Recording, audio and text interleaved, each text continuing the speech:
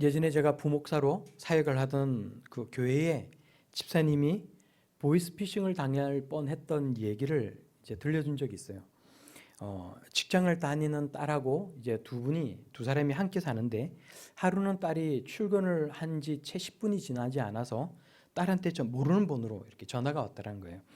전화를 받으니까 딸이 막 울면서 지금 휴대폰과 지갑을 버스 안에서 이렇게 이제 소매치기를 당했고, 그래서 지금 그 지갑 안에 회사의 중요한 공금이들이 있는데 그 공금을 오늘 지금 빨리 붙여야 되는데 지금 돈이 없어서 붙이질 못하니까 빨리 자기가 불러주는 계좌로 빨리 나와서 이제 돈을 입금을 하라는 겁니다.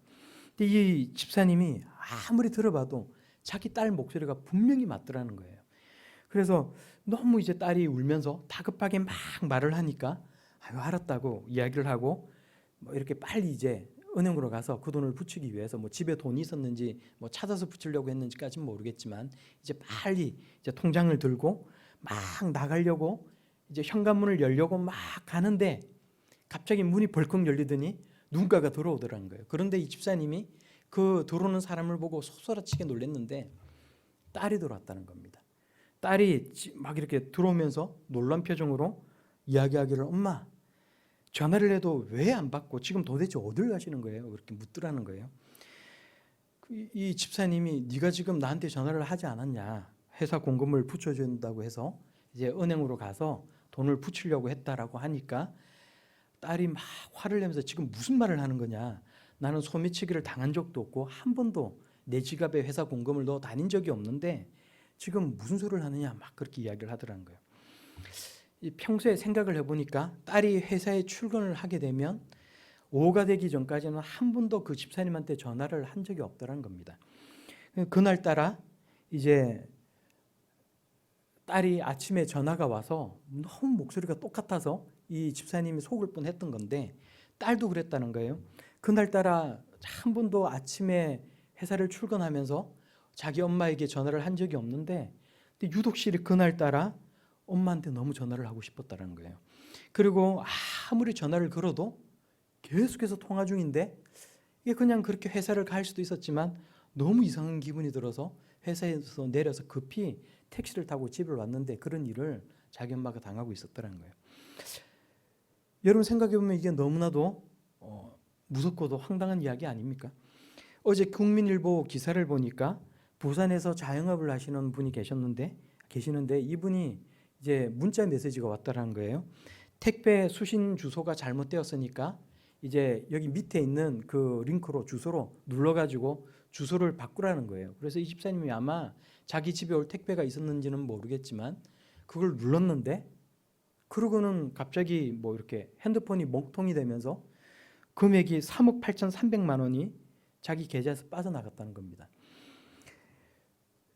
이분이 일평생 일구면서 모았던 돈이 한순간에 그렇게 사라져 버리고 말았다는 거예요. 세상에는 사람들을 현혹시키면서 나쁜 짓을 하려고 하는 그런 헛된 사람들이 얼마나 많이 있는지 모릅니다. 오늘 말씀에 나오는 이 마치 뱀과 같은 그런 사람들이 얼마나 많이 있는지 몰라요. 또 그런 사람들 때문에 혹은 이 세상의 험한 일을 만나서 낭패를 당하는 그런 사람들이 우리 주위에는 너무나도 많이 있다는 것입니다. 우리 오늘 이 말씀을 보니까 아담과 하와가 하나님과 맺었던 그 언약을 깨트리면서 일어났던 이야기를 우리들에게 들려주고 있어요. 하나님께서 에덴 정원, 기쁨의 정원이라고 다시 부를 수 있고 낙원이라고 우리가 다시 말할 수 있는 그곳에 최초의 사람 아담과 하와를 두시면서 그 낙원을 관리하라라고 말씀하셨습니다. 동산에 있는 모든 나무의 실과는 다 먹어도 좋지만 여러분 기억나세요? 뭐 하나만은 금하셨어요. 뭐예요? 무화과? 선악과. 선악을 알게 하는 나무의 그 열매는 먹지 말라. 하나님께서 말씀하셨습니다. 모든 고난을 다 하나님께서 사람에게 위임해 주셨지만 단 한 가지의 금지된 행위가 있었고 만약에 그것을 어기게 되면 반드시 죽을 거라고 하나님께서 말씀하셨다라는 거예요. 오늘 보니까 하나님께서 금하신 것을 어기도록 유혹하는 존재가 나오고 있어요. 하나님께서 만드신 땅에 사는 동물 가운데 가장 강교한 동물이 있는데 그것이 바로 뱀이었다라고 성경이 우리에게 이야기를 합니다. 그런데 우리가 오늘 이 성경 말씀을 읽으면서 이상한 생각이 들 수도 있어요. 아니, 오늘 이 얘기가 과연 무엇에 관한 얘기인가, 그런 생각이 들 수가 있다는 것입니다. 여러분, 오늘 이 말씀을 읽으면서 어떤 생각이 드셨어요? 뱀이 말을 하고 막 사람을 유혹을 하니까, 그리고 막 뱀이 저주를 받는 이야기가 나오니까 이게 마치 이솝 우화를 본 것 같이 혹시 느껴지는 분은 없으십니까? 성경은 이 뱀이 무엇인지에 관해 우리에게 들려주고 있어요. 이 뱀이 뭐라는 거예요? 성경을 읽어보니까 이 뱀은 마귀라고 얘기를 합니다. 요한계시록 12장 9절 말씀을 보면 옛 뱀, 곧 마귀라고도 하고 사탄이라고도 하며 온 천하를 꿰는 자라고 우리들에게 들려주고 있어요. 오늘 이 본문 말씀에서 뱀이 여자를 현혹하고 오늘날 여전히 우리를 미혹하는 이유는 뱀이 정말로 우리가 생각하는 그 스네이크, 그 뱀이 아니라 마귀이기 때문이란 것입니다. 마귀는 성경을 읽어보면 우는 사자와 같이 비유를 하고 있는 거예요. 우는 사자와 같이 상필 자를 찾아다니고 우리 마음에 딸을 틀어 앉아서 우리가 죄를 짓도록 유혹을 한다는 것입니다. 이런 유혹과 미혹 앞에서 마음의 중심을 다 잡고 거룩한 하나님의 자녀로 살아갈 수 있는 저와 여러분들이 다 될 수 있기를 바랍니다. 뱀이 여자에게 묻는 거예요. 1절을 우리가 다시 한번 다 같이 보면서 한 목소리로 같이 읽어보도록 하겠습니다. 시작. 그런데 뱀은 여호와 하나님이 지으신 들짐승 중에 가장 간교하니라. 뱀이 여자에게 물어 이르되 하나님이 참으로 너희에게 동산 모든 나무의 열매를 먹지 말라 하시더냐. 뱀이 묻는 거예요. 진짜로 하나님이 너희에게 에덴에 있는 모든 나무의 열매를 먹지 말라고 하셨냐? 물었다는 거예요. 우리가 잘 알고 있듯이 금지된 나무는 단 한 가지 뿐인데 일부러 이렇게 묻고 있는 것입니다. 여자가 이 말을 듣고는 대답을 해요. 그건 아니고 우리가 죽을까 봐 선악을 알게 하는 나무의 열매만 먹지도 말고 만지지도 말라고 하나님께서 말씀하셨어. 뱀과 이 여자의 이 대화에서 어느 쪽도 하나님께서 하신 말씀을 정확하게 전달하고 있지 못하는 사실을 여러분 찾으셨어요? 하나님은 선악을 알게 하는 나무의 열매만을 먹지 말라라고 말씀하셨습니다. 만지든 말든 그것은 개인의 자유의 영역에 속해 있다는 거예요. 만져도 상관은 없지만 애초에 만지지조차 않겠다라고 한다면 그것도 자기 마음이란 것입니다. 문제는 하나님의 말씀이, 하나님은 그렇게 말씀하지 않으셨는데 하나님의 말씀이 왜곡되고 있다는 것이고, 이것이 오늘날 우리의 신앙생활에서도 마찬가지라는 것입니다. 우리가 사람들에게 나 교회 다니고 있어 그러면 꼭 주위의 사람들이 그런 얘기를 해요. 교회 나가면 맨날 예배하고 성경 봐라 그러고 기도하라 그러고 답답해서 어떻게 살아? 재미없이 어떻게 그렇게 살아? 난 그게 싫어서 교회를 안 나가. 그렇게 이야기하는 사람이 있어요. 교회 다닌다고 해서 예배 드리고 성경 읽고 기도하는 것 외에는 다 금지되어 있는 것이 아닌데, 하나님께서 세상 만물을 통해서 우리들에게 주신 것들을 우리가 충분히 다 누리면서 살아갈 수 있는 것인데 교회 가면 인생이 재미없어진다라고 왜곡한다는 것입니다. 이게 마귀의 음성, 뱀의 이야기라는 거예요. 예전에는 이렇게 얘기를 했는데 요즘은 바뀌었어요. 요즘은 오히려 이렇게 말하는 사람이 더 많이 있습니다. 교회 다녀도 술, 담배 다 하고 못된 짓 다 하더만 뭐하러 교회 다녀? 괜히 교회 나가서 헌금한다고 돈만 내지 말고 그냥 편하게 인생 살아. 우리 이렇게 이야기하는 사람들이 많이 있다는 거예요. 교회 다니는 사람이 다 술, 담배하고 못된 짓 하면서 사는 것이 아닌데 싸잡아서 이중인격자라고 이야기를 하고 모순적으로 살아간다라고 욕하거나 신앙생활이 그냥 자기 만족을 위해서 하는 것이라고 왜곡시키고 있다는 것입니다. 혹시 우리 마음 가운데도 이런 생각이 불쑥 들 수 있는데 혹시 여러분들 마음 가운데 이런 생각이 드시는 분들 없으십니까? 성경은 뱀이 우리에게 하는 이야기라고 말하는 거예요. 이런 생각들은 하나님의 말씀을 왜곡시키고 하나님 자녀가 세상을 살아가는 데 있어서 우리가 잘못된 생각을 가지도록 우리를 왜곡시키는 것이라고 이야기합니다. 여러분, 그럴 때 뱀의 이야기를 듣지 마시기 바랍니다. 하나님께서 우리에게 무엇을 말씀하셨는지에 관해 우리가 정확하게 알고 하나님을 아는 지식으로 믿음 생활을 잘해 나아갈 수 있는 그런 저와 여러분들이 다 되기를 바랍니다. 하나님의 말씀을 알아야 무엇이 옳은지를 분별할 수 있고 현혹당하지 않을 수가 있다는 거예요. 세상을 살면서 사기당하지 않고 보이스피싱에 속지 않고 손해를 보지 않고 살아가는 것도 너무나도 중요한 것이지만 세상의 잘못된 이야기, 뱀의 이야기에 속아서 하나님을 멀리하며 살아가는 것 그것도 잘못된 것이고 바르게 하나님 앞에 신앙생활하는 것이 정말로 중요하다는 사실을 우리가 오늘 이 시간을 통해서 다시 한번 깊이 생각해 볼 수 있기를 바랍니다. 뱀은 어디에나 있어요. 심지어 교회 안으로도 들어와서 하나님과 멀어지게 만들고 죄짓게 하고 이단의 잘못된 가르침 속으로 빠져들게 만듭니다. 인류 최초의 사람 아담과 하와가 뱀의 유혹을 이겨내고 범죄하지 않았더라면 여러분 얼마나 좋았겠어요. 오늘 우리가 이 말씀을 보면서 여러분 그런 생각 들지 않습니까? 만약에 인류 최초의 사람 아담과 하와가 하나님의 말씀을 잘 지키고 배옥의 이 뱀의 이 미혹에 넘어가지 않았더라면 얼마나 좋았을까? 때로는 우리도 그것이 하면 안 되는 죄인 줄도 죄를 알면서도 아담과 하와가 넘어갔듯이 죄의 유혹을 못 이겨서 범죄하고 넘어질 때가 있어요. 우리를 넘어지게 하는 그것이 너무 좋게 보이고 너무나도 탐스럽게 여겨지기 때문에 넘어지고 만다는 것입니다. 우리를 넘어지게 하는 그것이 너무 좋아 보여서 오늘 우리가 6절을 말씀을 다시 한번 읽어보도록 하겠습니다. 6절입니다. 시작.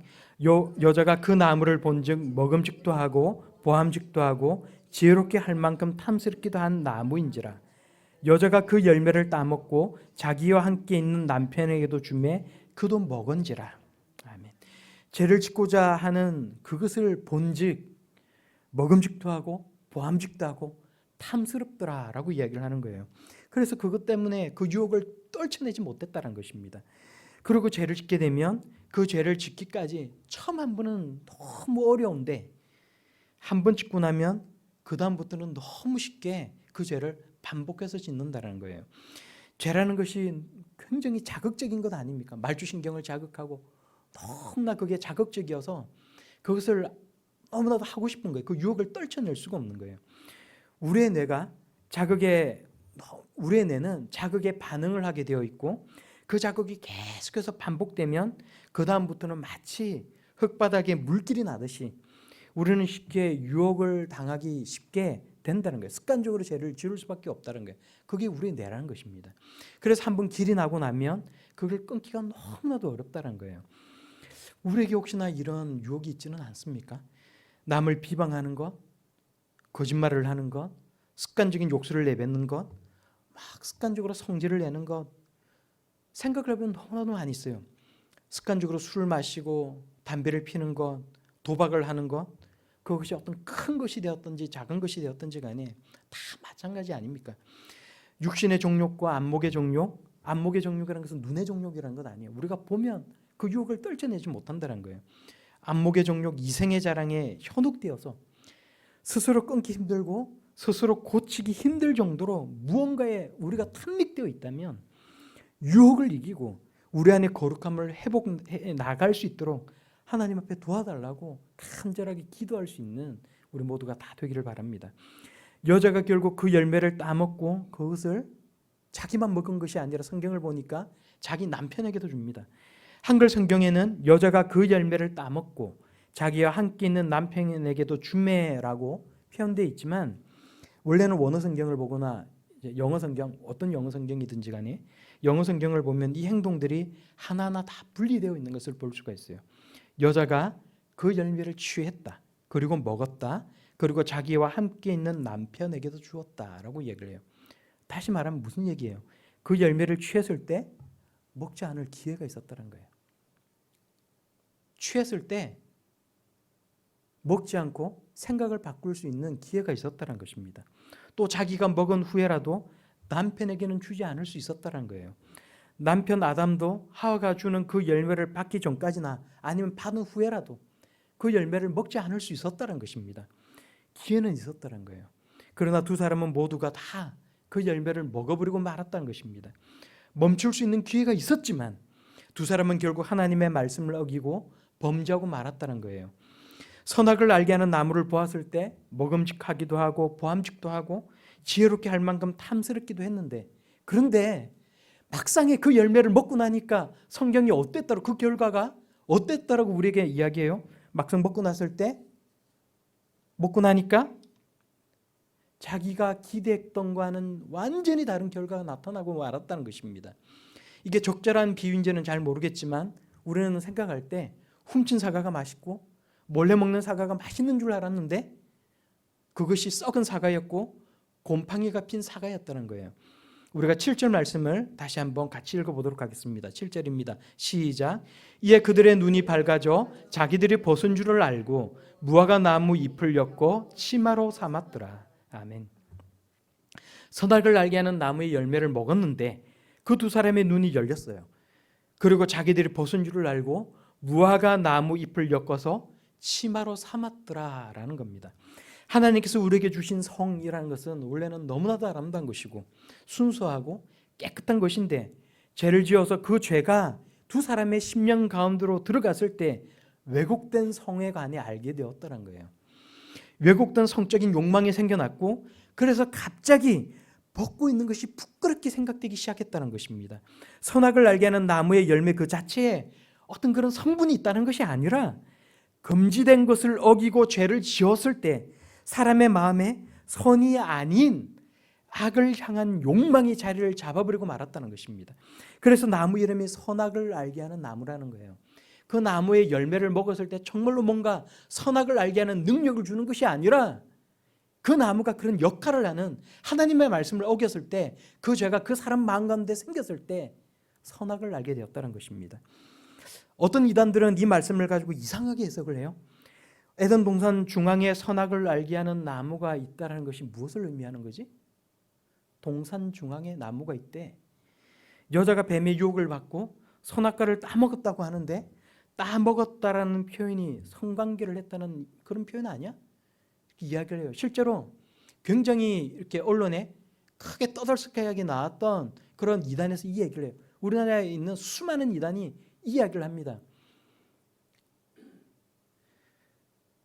그러니까 이 내용은 여자가 뱀과 성관계를 했다는 이야기고, 모든 사람은 뱀의 자식이 되었는데 자기들 교주와 성관계를 맺으면 피가 깨끗하게 되어져서 성결하게 되고 구원을 받을 수 있다라고 말장난을 치는 거예요.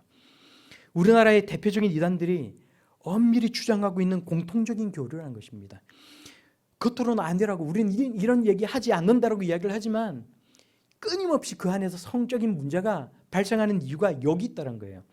조금 전에도 말씀드렸던 것처럼 6절 말씀에 여자가 그 열매를 따먹고라는 이 표현은 한글 성경이 원에 있는 표현을 합쳐놓은 거예요. 원어 성경에 보면 이렇게 표현하고 있지 않다는 것입니다. 원래는 여자가 그 열매를 취하였다, 그리고 먹었다, 그리고 자기와 함께 있는 남편에게도 주었다, 그리고 그도 먹었다 라고 되어 있고, 행동이 하나하나 진행되어가는 모습을 아까도 말씀드렸던 것처럼 우리에게 보여주고 있는 겁니다. 여자가 그 열매를 취했다라는 그 말을 의역을 하면 여자가 그 열매를 땄다라고 물론 피크라고 이야기할 수는 있어요. 그렇지만 원어상으로 그 뜻은 테이크, 취하였다라가 맞습니다.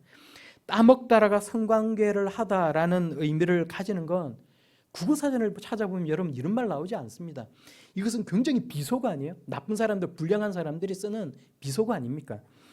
문제는 그 언어라는 것이 그 말하는 사람의 인격과 가치관, 사고를 나타내는 것인데, 이런 비속어를 섞어 쓰면서 이 본문 내용을 이상하게 해석하는 사람은 그 사람이 가지고 있는 그 사고 자체가 병적으로 왜곡되어 있다는 것입니다.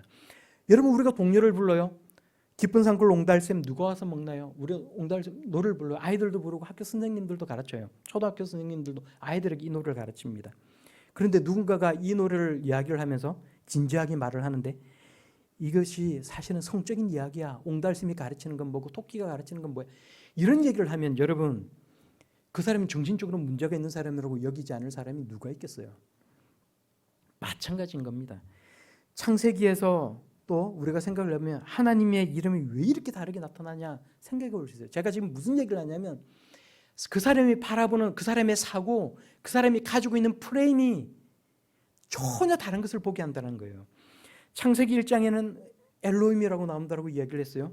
창세기 2장과 3장에서는 여호와 엘로힘, 더 정확하게 이야기하면 야베 엘로힘이라고 나와요. 4장에서는 여호와 야베라고 나오고 있습니다. 이렇게 나오는 이유가 뭐냐라고 물을 수 있어요. 어떤 자유주의 학자들은 히브리 민족의 과거 창조 설화가 그냥 막 뒤죽박죽 섞여 있어서 이런 거라고 이야기를 하는 사람들이 진짜로 너무 많이 있어요.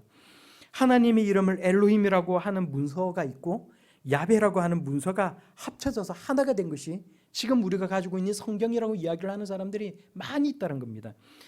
그런데 여러분 생각을 해보세요. 정말로 누군가가 그래서 이것을 짜집게해서 편집을 했더라면 그냥 여호와 하나님, 야베 엘로힘이라고 그냥 다 적었지, 이런 식으로 편집을 하는 사람이 도대체 누가 있겠어요? 오랜 시간이 흘러내려오면서 적당히 이것이 잘 맞도록 편집을 해놓지 누가 이런 식으로 짜집기를 난잡하게 하겠습니까? 우리는 어떤 시각, 어떤 패러다임을 가지고 보느냐에 따라서 완전히 다른 것을 보게 된다는 거예요. 이단들도 그래서 완전히 다른 것을 보게 되고, 이단에 현혹되고 미혹되는 사람들도 똑같은 하나님의 말씀을 보면서 완전히 다른 이야기를 보게 되는 것입니다. 자유주의 신학을 가진 사람들도 마찬가지라는 거예요. 세상을 보는 시각이라는 것도 마찬가지 아닙니까? 여러분은 오늘 이 성경 말씀을 읽으면서 무엇을 보십니까? 이 세상을 살아가면서 어떤 생각을 가지고 살아가고 계시고, 세상에서 일어나는 일들, 여러분 주위에서 일어나는 일들을 보시면서 여러분들은 그것을 어떻게 해석을 하고 사고를 하고 살아가고 있으십니까? 여러분, 하나님은 살아계시고 우리가 인정을 하든지 안 하든지 간에 하나님은 이 세상 역사를 주관하세요. 때가 찼을 때 예수 그리스도께서 이 땅 가운데 오셨던 것처럼, 하나님께서 하나님의 아들 예수 그리스도를 보내셨던 것처럼 아담과 하와가 잃어버린 신라권을 때가 차면 회복해 하실 때가 있다는 것을 여러분 믿으시기 바랍니다. 인생에 대한 통찰을 가지고 우리가 사는 세상과 사람들을 관조할 줄 아는 그런 지혜로운 하나님의 자녀들이 다 될 수 있길 바랍니다. 내게 즐거운 일들이 많이 있다 할지라도 세상에 어렵고 힘든 사람들을 돌아볼 줄 알고 세상의 고통과 슬픔에 연대해 나아갈 수 있는 그런 하나님의 자녀들이, 그런 성도들이 다 되기를 바랍니다. 내 행복, 내 욕심 채우기에만 급급하지 마시고 하나님의 눈과 마음으로 우리 인생과 세상을 볼 줄 아는 그런 성도들이 될 수 있기를 진심으로 소망합니다. 선악을 알게 하는 나무의 열매를 먹으면 눈이 열려서 하나님처럼 될 줄 알았는데 더 지혜로워지고 더 높은 존재, 그런 존재가 될 줄 알았는데 아담과 하와는 낭패를 보는 결과를 맞고 말았어요. 죄책감이 찾아왔고 깊은 수치심이 찾아왔습니다. 그전에는 없었던 불쾌감과 부끄러움이 느껴졌어요. 그래서 하나님의 낯을 피하여서 동산나무 사이에 숨습니다. 그런데 하나님께서 아담과 하와를 부르시는 거예요. 내가 어디 있느냐? 하나님께서 부르시는 거예요. 이 하나님의 부름에 아담이 대답합니다. 내가 벗었으므로 두려워하여 숨었나이다. 여러분, 엄밀히 말하면 벗었기 때문에 숨은 것은 아니에요. 여러분, 그렇지 않아요? 무화과 나무 잎으로 엮은 치마를 지금 입고 있습니다. 입고 있다는 거예요. 죄를 지었고 죄책감과 하나님에 대한 두려운 마음이 생겨서 숨은 것 아닙니까? 생각을 해보면 우리 마음도 그렇다는 거 아닙니까? 죄를 지으면 자꾸 하나님과 멀어진다는 거예요. 왠지 모를 푸연 안개와 같은 것이 마치 하나님과 나 사이에 있는 것 같이 느껴질 때가 있어요. 죄에 민감해지고 죄를 지었을 때는 하나님께로 나가서 회개해야 되는 것인데 형식적인 기도만 자꾸 마음속으로 읊듯이 중내오듯이 하고 끝이 나는 경우가 우리에게 많이 있다는 겁니다. 그런데도 오늘 우리가 이 말씀을 보니까 하나님은 이런 우리를 먼저 찾아오셨고 또 찾아오신다라는 사실을 여러분 기억할 수 있길 바랍니다. 아담아 내가 어디 있느냐 물으신 이 하나님께서 우리에게도 찾아오셔서 내가 어디 있느냐 물으시고 우리를 부르신다는 거예요. 세상을 살면서 낭패와 실망을 당하고 때로는 수치심을 느끼면서 힘들어할 때 우리를 찾아오시는 하나님은 우리를 심판하기 위해서 찾아오시는 게 아니라는 거예요. 우리를 괴롭히기 위해서 찾아오시는 것이 아니라 우리에게 사랑과 은혜를 베푸시기 위해 찾아오신다는 겁니다. 하나님께서 나의 이름을 부르실 때 내가 처한 상황, 나의 사정 따지지 마시고 그 부름 앞으로 뛰어나갈 수 있는 그런 성도들이 다 되기를 바랍니다. 주여 내가 여기 있나이다 대답할 수 있는 우리 모두가 되기를 바랍니다. 저를 불러주시고 그 은혜와 사랑을 알게 해주셨던 그 사랑의 하나님께서 여러분을 불러주시고 정말로 그 하나님의 사랑과 은혜가 진짜구나 깨닫게 해주실 줄로 믿습니다. 하나님은 뱀에게는 저주만을 내리셨어요. 오늘 우리가 말씀을 보니까 뱀에게는 저주만을 내리셨어요. 아담과 하와에게는 저주만을 내리신 것이 아니라 은혜도 베풀어 주십니다. 14절 말씀을 보면 하나님께서 뱀에게 배로 다니고 살아있는 동안 흙을 먹을지니라 라는 말씀하셨어요. 이 말씀을 보면서 뱀이 그러면 그전에는 다리로 다녔나? 생각하는 사람도 있어요. 성경은 그런 이야기를 하는 게 아니에요.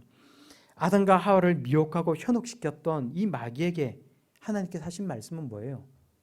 네가 배로 다니고 그러면서 흙을 먹을 것이다 라고 하신 이 말씀은 비참한 운명에 처해질 것이라는 말씀을 알고 계신다는 거예요. 저주를 내리고 계신다는 겁니다. 아담에게는 죽을 운명을 갖게 될 것이고 땀을 흘리며 평생 동안 수고해야 먹을 것이라고 하나님께서 말씀하셨어요. 죄를 범한 하나님의 말씀을 어긴 저주입니다. 그렇지만 동시에 이 말을 다르게 생각을 해보면 굶어 죽지는 않을 것이라는 희망을 주셨다는 거예요. 무엇보다도 15절의 말씀은 하나님의 은혜와 사랑이 담겨있는 언약의 말씀입니다. 창세기 3장 15절은 예수님께서 이 땅 가운데 오시기 전부터 이 말씀 가운데는 메시아에 대한 복음의 말씀으로 유대인들은 읽었다는 것입니다. 그래서 우리는 창세기 3장 15절의 말씀을 뭐라고 이야기를 해요? 신학적으로 원복음 혹은 최초의 복음이라고 이야기를 해요. 우리가 15절 말씀을 마지막으로 한 목소리로 같이 읽겠습니다. 시작. 내가 너로 여자와 원수가 되게 하고 내 후손도 여자의 후손과 원수가 되게 하리니 여자의 후손은 내 머리를 상하게 할 것이요 너는 그의 발꿈치를 상하게 할 것이니라 하시고. 아멘. 아멘. 우리가 읽기에는 15절의 이 글이 이제 운문과 우리가 보통 글을 운문과 산문으로 나누잖아요. 운문은 시고 산문은 우리가 뭐 이런 이제 소설이나 뭐 이런 것처럼 뭐 이런 이제 글인데 산문제처럼 느껴지고 전혀 시처럼 느껴지지 않지만 학자들은 신학자들은 15절이 운율이 있는 시라고 이야기를 해요. 구약 선지자들의 예언을 여러분 읽어보면 우리 한글 성경은 그냥 막 적어놨는데 영어 성경만 펼쳐봐도 이렇게 시로 이렇게 쭉 이렇게 적혀 있어요. 그러니까 선지자들의 했던 예언은 대부분 시로 기록이 되어 있는데 시라는 것이 비유를 많이 쓰고 있는 것 아닙니까? 그래서 그 비유를 통해서 하나님의 말씀을 예언을 전달하는 그런 표현 방식이라는 거예요.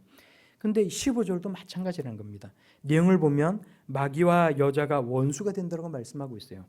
요한계시록 12장 말씀을 보면 마귀와 여자가 원수가 되어서 싸우는 모습이 비유적으로 우리들에게 들려집니다.